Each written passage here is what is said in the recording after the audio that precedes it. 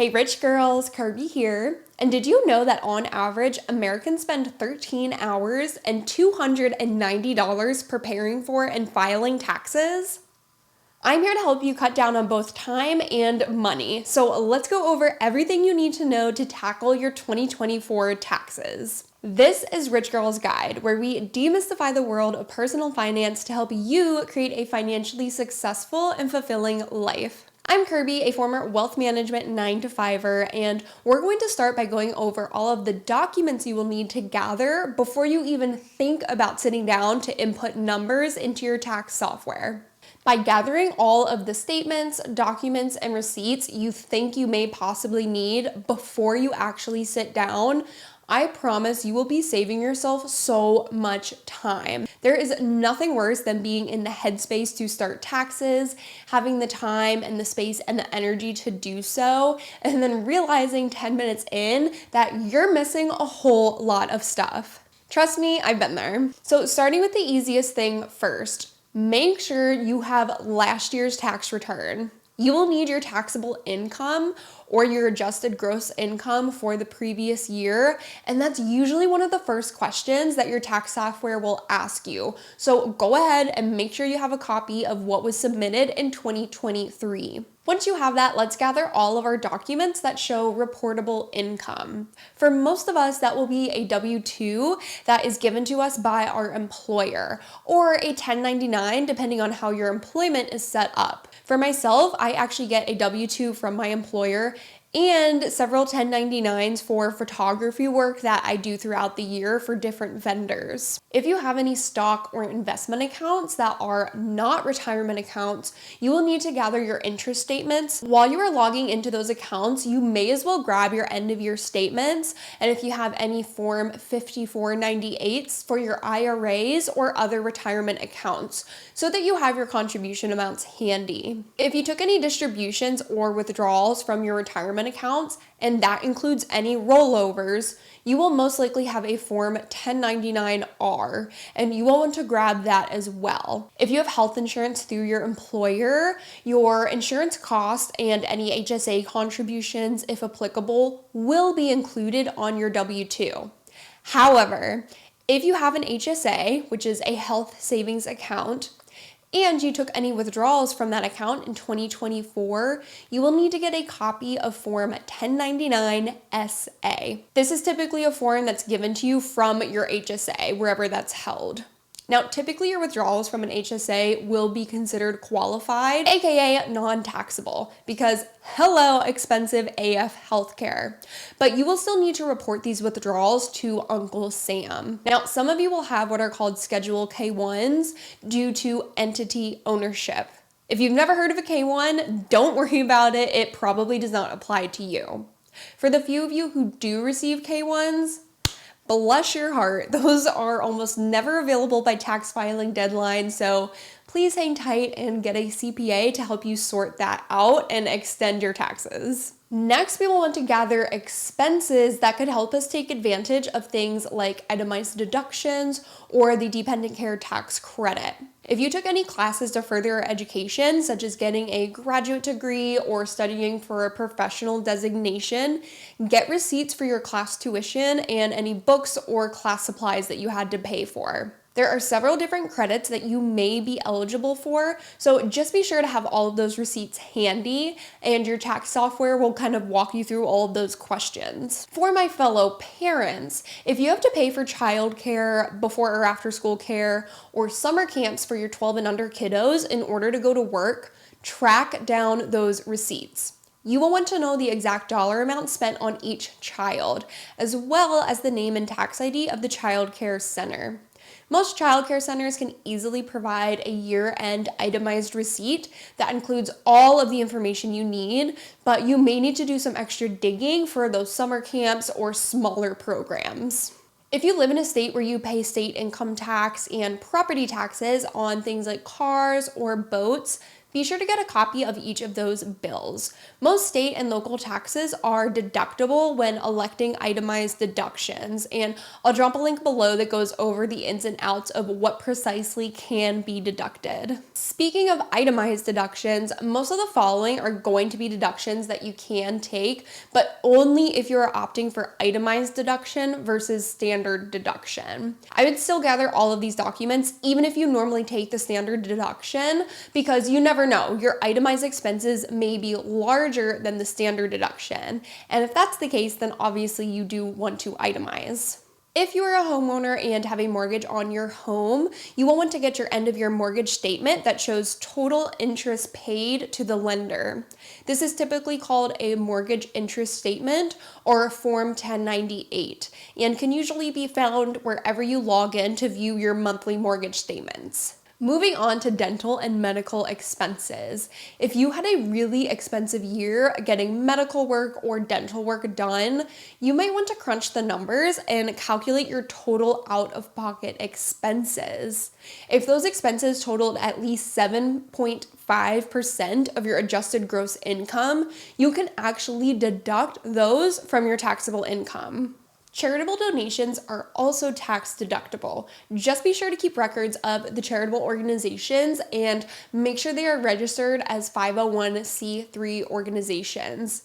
Giving money to your cousin may seem charitable to you, but the IRS will only count monetary donations or donations of certain goods like clothing or furniture to organizations that are filed as 501c3s. Now, these are all the heavy hitters when it comes to itemized deductions. I'll leave a link below that goes into more detail on all of the available itemized deductions for 2024. Okay, so now that we have all of our wonderful handy dandy tax docs ready, it's time for the real question. How are you going to file your taxes? If you have a complicated tax situation, you have trouble figuring out what forms are needed, or you generally just hate taxes and don't want to do them yourself, then you may want to consider hiring a CPA or tax professional to file taxes on your behalf. While this can certainly cost some moolah, anywhere from $100 to $600 plus, for many, the cost is worth not having to do it themselves. Now, one word of caution here,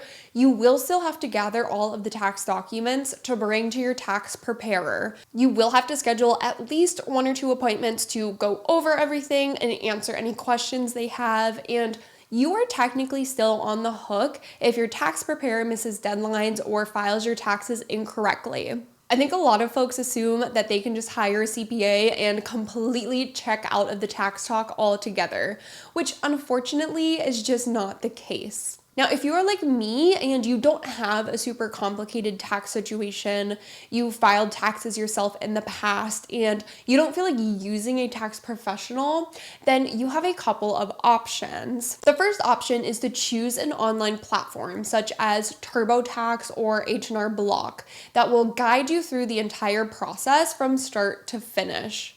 There are a number of tax filing platforms that range from $0 to $200 plus, depending on how complicated your tax situation is and whether or not you have to file state taxes. What I would suggest is utilizing ChatGPT by typing in a brief overview of your tax situation and asking for a platform recommendation. For example, if you just type in, I'm a single tax filer, I have $50,000 in income from one salary job, no other income, and just a few deductions, what would be the cheapest and best tax software to use? And hopefully they'll give you somewhat of a good answer. Let me know if you try it and if it worked out. Now, your second option is actually a fairly new option that the IRS has just started rolling out within the past few years, and that's called IRS Direct File. Now, essentially, this is just like TurboTax or H&R Block, except it's done through the IRS website, so you can just file directly with them. Now, supposedly, this is only available in 25 states. There's no income limits. However, it only works for simple returns.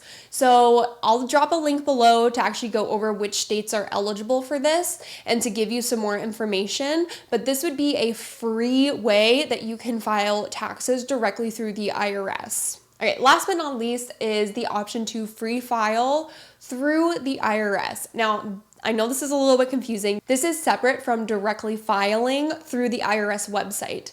Essentially, for this free file, the IRS has partnered up with 8 different tax providers to let low-income Americans file for free through these 8 individual tax providers. So again, I'll drop links below because I'm not sure off the top of my head what those income amounts are or what those tax providers are, but essentially you just go to the IRS website and they let you know, hey, these are the 8 different providers that you can go through and they will allow you to file federal taxes for free, but then you actually don't file through the IRS. You're going to those third-party websites to actually file your taxes. Apparently this has been a thing for a little while. I had actually never heard of it. So if you have utilized this service before and it worked out, please let us know in the comments.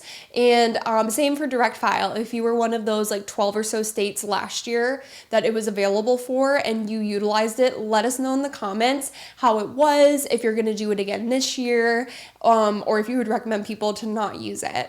All right, last but not least is our tax filing deadline. All right, tax filing deadline is typically April 15th, and this year is no exception. So Tuesday, April 15th is the tax filing deadline. You have to file your taxes by the 15th of April in order to not receive any penalties, okay? Now, what I recommend doing and what my husband and I usually do is we will actually go through our third-party tax provider website, the software that we use, ahead of time. So we're probably going to do that sometime in February, like within the next week or two.